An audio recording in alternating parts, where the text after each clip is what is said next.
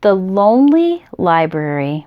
A pair of shoes takes me to the library.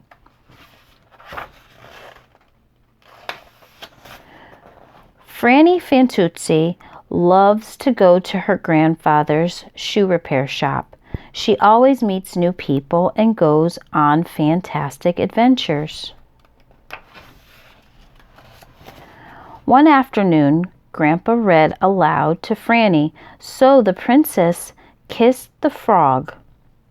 And the frog turned into, I know, interrupted Franny. He turned into a slimy green prince. Ew! Grandpa laughed. That's right, Franny.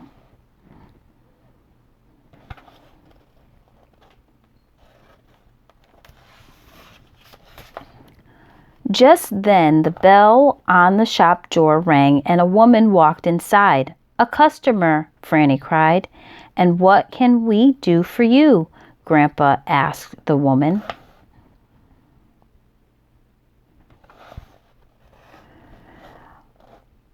My work shoes are all worn out, said the woman, and I need good shoes since I walk around all day. I'm a librarian, you see. Oh, we love the library, said Franny. We'll bring you your shoes when we return our books, said Grandpa. Grandpa handed the shoes to Franny. Into the fix-it box they go, he said.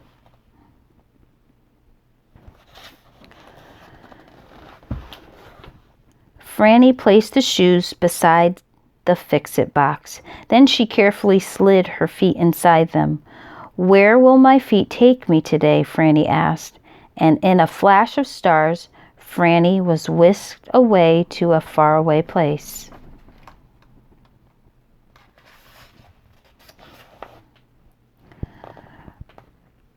Franny suddenly found herself in the biggest library she'd ever seen. Whoa, she said, there must be a million, trillion, gazillion books here. Franny pulled a book off the shelf. Then she sat down and looked at the beautiful pictures. Just then Franny heard a noise and looked up from her book. Anybody there? She asked. No one answered, but when she looked back down at her book, it was gone. The book was scuttling away all by itself. Wait a minute, said Franny. There's a tail underneath that book.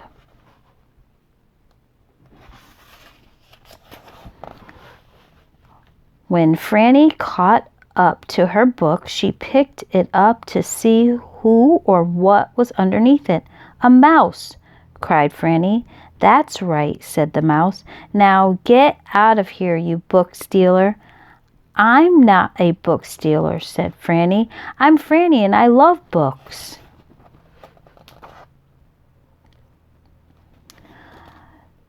No one loves books more than Henry, said the mouse. That's me, Henry. Oh, yeah, said Franny. How many books have you read?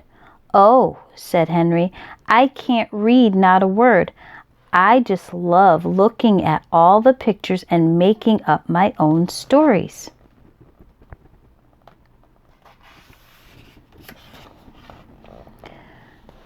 Franny smiled. Maybe a friend could read them to you just like my grandpa does for me. Friends? Said Henry. I don't have time for friends. Well, Franny said hopefully, maybe we could look at some pictures together, but not as friends, of course, she said with a grin. Henry was so excited that he started running in circles. There are a million, trillion, gazillion books for us to look at, he said. Come on. Okay, said Franny, but let's start with just one book and take it from there.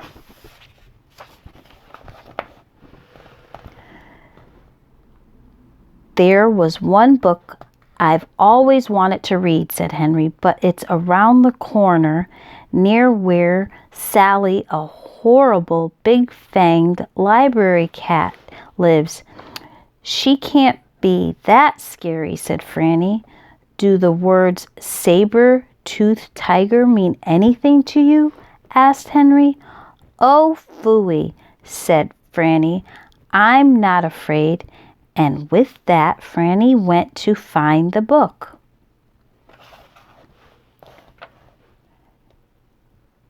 As Franny turned a corner, she heard a scary-sounding voice.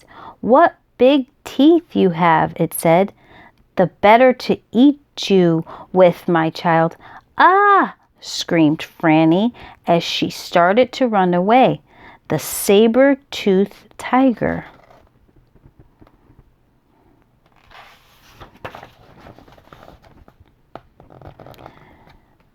Just then the scary voice changed. A saber-toothed tiger? Where? Sally isn't afraid of you. Franny stopped in her tracks. When she turned around, she saw a cute orange cat. You're Sally, she asked. Yes, said Sally, and there's a saber-toothed tiger around here, so I better protect you.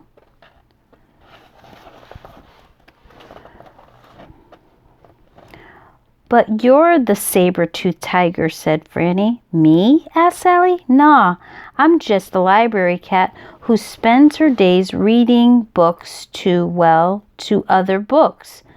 Sally sighed. I don't have any friends. That gave Franny an idea. Stay right here, she said to Sally.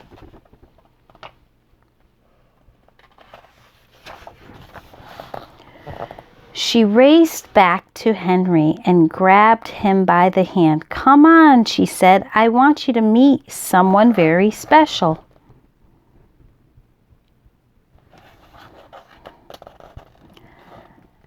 Not you, cried Sally and Henry when they came face to face. Come on, Franny, said Henry. Let's leave this book stealer alone.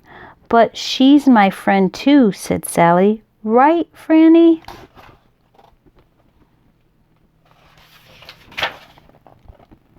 You know, said Franny, you two have so much in common. Have you ever tried talking to each other? No, said Sally. Why would I want to? Never, said Henry. I repeat, never. Well, Franny said with a sigh, I'll just have to get that book from the top shelf by myself.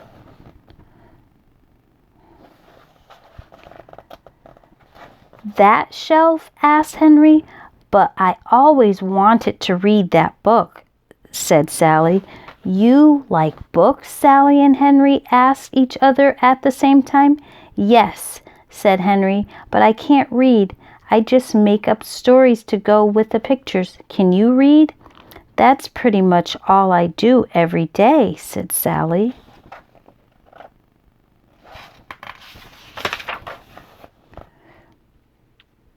Guys, hollered Franny, I could use some help. I'll help you on this side, said Sally.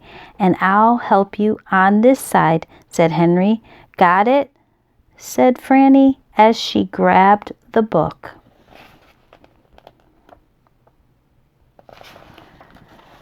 Sally and Henry sat down to look at the book. I can't wait to teach you to read, said Sally, and I can't wait for you to read to me, best friend, said Henry.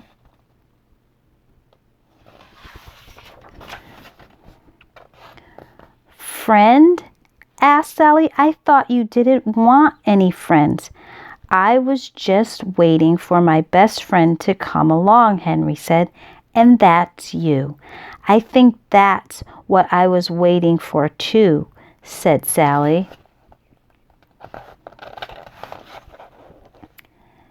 Thanks for introducing us, Franny, Sally and Henry said at the same time.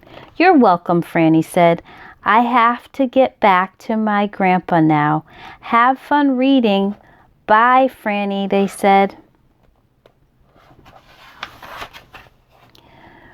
Franny landed back at the shoe shop as quickly as she left it. That was fantastic, she said. She slipped the librarian's shoes off and tossed them into the fix-it box.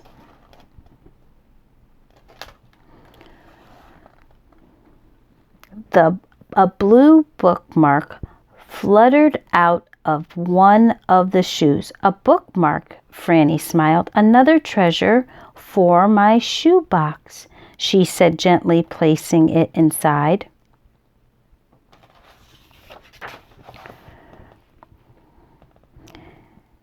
A moment later, Franny found Grandpa snoozing in his chair. Grandpa, Franny whispered. Grandpa opened his eyes. Yes, Muffin? Well, you always read to me even after I've learned to read for myself, just like Sally Cat and Henry Mouse? Grandpa chuckled. I don't know who Sally and Henry are, but I will always read to you, he said. In fact, why don't I read you a story right now? How about the one? That's a good one, Franny answered.